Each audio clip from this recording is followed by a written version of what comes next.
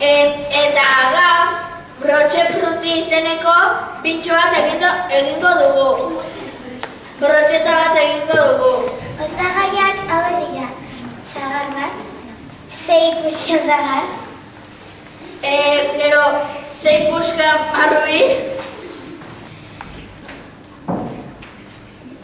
Bueno, 6 puska mandarina. Eta 6 puska zagar. Bueno,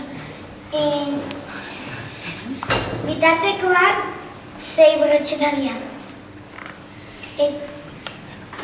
Eta iteko denbora gutxi gora bera 5 minutu dira. Lehenik eta behin brotxeta bat hartu eta edozein fruta sartu.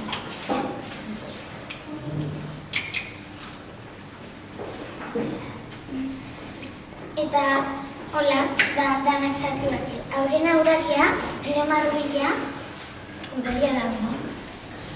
Ez dakit. Gero,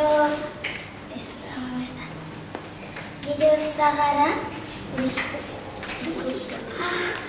eta gero mandarina. Eta gero berriro.